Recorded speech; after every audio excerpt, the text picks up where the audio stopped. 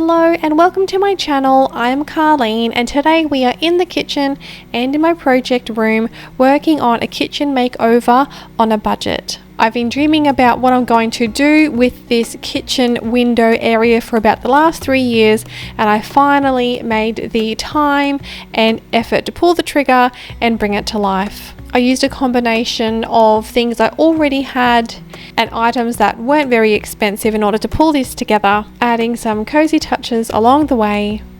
So if you are also into cozy homemaking, simple living and easy recipes for families, please hit that subscribe button and give this video a thumbs up.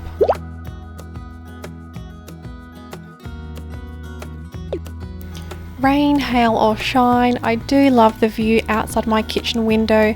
It's a beautiful big window. It lets in so much light. However, it does also mean that it is strikingly bright first thing in the morning, and it means that when you look into my kitchen, that focal point is quite bare.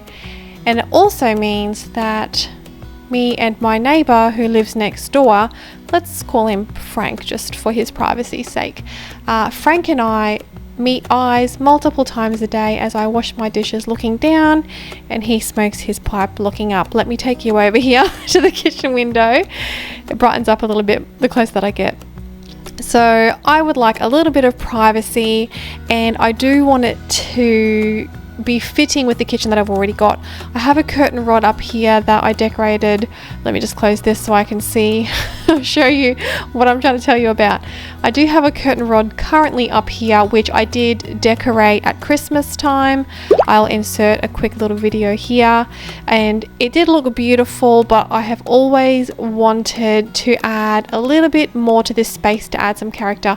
Don't mind my banana tea here. I'm not drinking it. It's for my plants to bring them back to life because it is so hot here. I'm in North Queensland if you are new to my channel, and I've got some food in the slow cooker for another cook once and eat 3 times. So if you missed that video, posted that last week, I will link that below. So here's where me and Frank meet eyes, and I would like to come out in the morning still in my pajamas, have a coffee and have like no one see me, you know, when I look so disheveled that only my husband can love me, you know what I'm saying? So I want this budget makeover to suit this sort of cottage cozy style that I've got going on with my real timber and my brassy sort of elements. So let's see if you like what I've put together. Now, while I'm working on that kitchen window area, I'm also going to be covering up our dishwasher because it just needs covering up, okay? And I'm also going to be creating something to cover up this microwave area too. Need to declutter, cupboard can't even close. Yes, this is my life. So I'm going to hang something up in here as well to try and disguise this mess that ends up landing here all the time, so that when you look into my kitchen once it's done, all you'll see is all the pretty things, not the messy things. My first stop to get supplies was Bunnings to get some inspiration on paint colors. Yes, I'm on Pinterest, but I just wanted to have a look at all of these different shades to inspire me on how I wanted this to look. When you think of a cottage style kitchen, like whether that be a piece of, you know, furniture like a dining buffet or something like that, what color do you picture in your mind? Comment below and let me know. The next thing I needed to source were some decorative little corbels or brackets, and I thought that this would be the perfect, I loved this design and I love that little hole in the top, like your curtain rod could fit through so seamlessly. However, it was too deep, so once it was against the wall it would jut out too far and I wouldn't be able to open my upper cabinet, so that was impractical.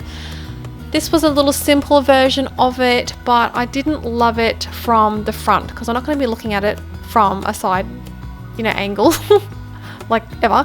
So I just felt it was a little bit too simple, so I kept looking. This one, I could not stop laughing. It just reminded me of like when you're bathing your baby and from the top, like if they're laying on their tummy, or their little bum and their little legs like spread out kicking and splashing on the water. I thought about that every time I looked at it and I just couldn't, I couldn't put it in my kitchen. I'm sorry. Now, if you've been in my home before or in my kitchen before, can you guess which one I end up going with? Comment below and see if you can guess which one I pick. Okay, so here's the supplies that I've got. I've got a pine plank that I'm going to use. It is just short of the width of my window, so I got this little piece of trim that I'm going to cut down and like bulk out each side, and then I've got some pretty trim that will add some character while also being budget friendly. Now, we don't have a lot of experience building things, so I just want to encourage you not to be afraid to tackle a project because you think you can't do it. The funny thing about experience is that it's a thing that you get right after you need it. So when you're about to tackle a project and you think, oh, I wish I knew how to do that, 10 minutes later, you're going to have that experience. So I encourage you just to try. Now, will that mean that your project will end up perfect the first go? Probably not. Is that okay? Yes, you will get better. Like, it's fine.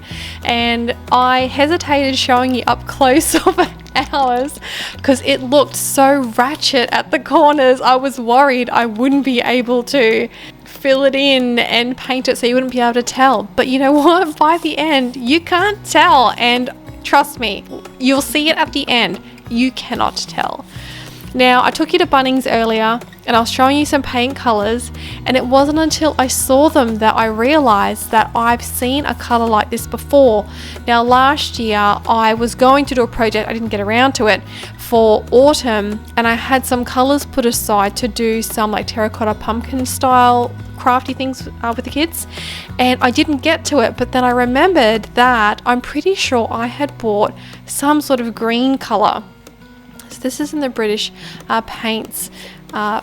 This is just a sample pot of paint, so it wasn't very expensive, and that color was dead on what I was going for. And lucky for me, it sort of matched the little leaves on the rose tiles that I've got on my backdrop, so on my backsplash I should say. So win-win. Didn't cost me anything. Well, I mean, not this year, last year, yes it did. But I guess what I'm trying to say is, if you're doing a project, maybe just have a think about what you already have and how you can reuse it to try and save yourself some money while also completing a project for the home. See, I warned you, ratchet. She's looking pretty rough, some jagged edges, big gaping hole, but it's not something that spack filler can't fix. I was so keen to get this project just finished and up on the wall. I didn't even sand it and nothing bad happened. I painted it, it looks great. So here is my encouragement to you.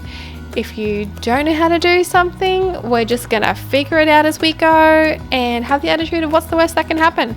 And if it's not perfect, it's okay. I was more worried about this left side, but in the end it worked out fine. I just filled it from underneath and through the back, and it worked out nice and smooth.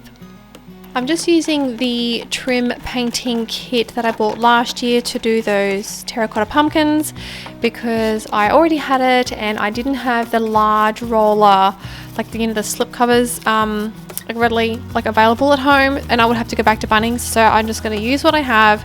It took me a little bit longer using that little roller to do that plank of wood, but I just wanted to get it started and get it done. I'm loving how this color has turned out. What do you think? Do you think that nails the cottage kitchen vibe? Now, on this day, the baby was asleep, so I was going full gung-ho and trying to get this first coat painted. I couldn't even find my paintbrush that I had bought to do the trim, so I'm just sliding that little roller and pressing into the little edges in that trim to try and get that on as quickly as possible. It was actually a really nice way to spend the early afternoon before I had to pick up the big boys from school. I have 3 kids, if I didn't mention that earlier, and hearing the birds chirping, being in the sunshine. It was a nice warm day. The rain had cleared, and it was such a nice way to do some homemaking. By the end of it, I was sweating my armpits off, but this segment of time, it was nice and pleasant. Now the first coat on one side is almost done. Time to let this dry, and then I'll be back later to turn it upside down and do the first coat on the underside. Now, just a side note here, if you plan on doing a project like this at home, I was going to use No More Gaps as like the filler in between the trim, but I noticed after I had bought some that it said on there that it is not paintable.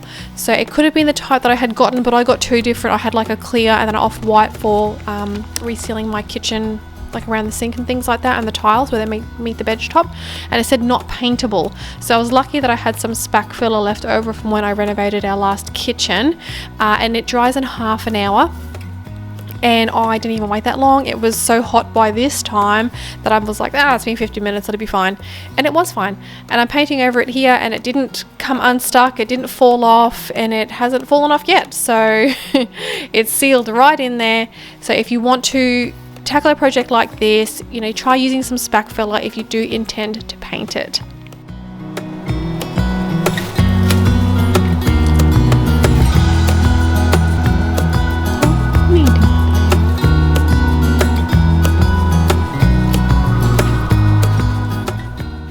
So this is the next evening after I put the baby down for his sleep. I ducked outside and undercover did a second coat of paint over everything. Yesterday I had flipped over my shelf and then done the underside a first coat already. It didn't take long to dry that first time, so after school had the boys tearing circles around me and their bikes as I painted away, and then now this is the second day where I'm putting on the second coat. Now that the painting portion of my project is finished, it's time to add some textiles to the space to soften the look of my kitchen, I guess you could say. I've got a nice rectangular window, but there's lots of sharp square and rectangular shapes with the window frame, the blind that's there, where the wooden cabinets meet the wall. There's lots of sharp corners, and I want to soften the space by adding some fabric. I did choose a neutral gingham pattern. I found this at Spotlight. I got it at like 40% off. So it didn't cost me an arm and a leg to redecorate using some material. And I also want to mention that I am not a professional sewer. However, I will encourage you just to give it a go. I have sewn before, and it's been a long time since I have sewed. You can probably see me like blowing the dust off my sewing machine in a minute. But to make it easier for myself, I picked this pattern so that I can use the gingham pattern like a grid. And it just helps me keep lines straight as can be. I found that easier. If you were to use just a plain color or like an abstract pattern, it wouldn't be very obvious if you were to go a little bit wonky donkey on stitching. I did think ahead as to how I wanted to create this. So I went on Pinterest, found some inspirational pictures of what I want it to look like, and I came up with the easiest way for me to do so. So for my cafe curtain, which is what I'm creating so that Frank can smoke in peace and I can wash the dishes braless and my hair being a mess and not have anyone judge me, I want to create a cafe curtain where it's not completely sewed in. So I got these awesome brass colored clips from Spotlight, also on sale, where you can clip on the fabric without having to sew it on as such. I did want to finish off my edges though, because I do plan on this being here long term, so I do want to be able to wash it and put it up again and not have it fall apart. But I have seen people hang up their grandma's what do you call them, like your crocheted little table toppers, and I've seen people hang up multiple sets of tea towels to create curtains, something that's already sewn together, even like table runners and things like that. If you're just lucky, happen to find something that fits your window, then you go ahead and do that. That's some easy inspiration for you to hang something up, which will soften the space, add some color, but also give you some privacy. So the way I'm going to do it is I'm just going to press down my edges and then fold them in. I don't have an overlocker at this stage, and I didn't have one of those little fancy tools that I saw advertised on Instagram. I regret not buying one, but I didn't order it in time for it to be here for me to do this. And I mean, you know me by now, right? I'm a little bit impatient. I just want to get it done. I want it done yesterday or 3 years ago when I started thinking about this. So we're just going to make do with what we've got. What do you think of my microwave nook? I absolutely love it. I think it's so sweet and cottage style or granny core style. I think it just looks so much warmer and cuter, and it just hides the mess that just happens in everyday family life. So no one's gonna know what I've got stored behind. I mean, you're gonna know what's stored behind here, but you know, like regular people won't know. Regular people won't know, but we're friends, so it's fine. Okay, you're not gonna tell people all my dirty dark secrets that are hidden behind my microwave nook. And over here I've got my dishwasher cover. I ended up doing a plan B with this. It was going to look a little bit different, but I got tired of sewing and I didn't want it to be so full of ruffles like the microwave that it would just be messy, like hard to get behind. So here is the final look of my beautiful kitchen window in my small kitchen makeover. Adding these textiles just warmed up the space. I love the green shelf. I love the detail of the trim, and the timber dowel just adds a bit of warmth to that cafe curtain, and it wasn't expensive compared to a cheap looking like plastic coated rod. So I'm definitely happy with that decision. Comment below and let me know your thoughts on how I revamped my space on a budget. I always love chatting to you guys below, so if you have any questions on what I used or how I did anything, please feel free to chat to me below and I will get back to you. Well, thank you for watching, guys, and choosing to spend your time with me. I've got lots of exciting content coming up leading up to Christmas time. It's an expensive time of year for some of us, and I've got some really awesome tips on how to stick to budget during the silly season. So if you haven't already, please like this video and hit subscribe, and I will see you in the next one. Bye for now.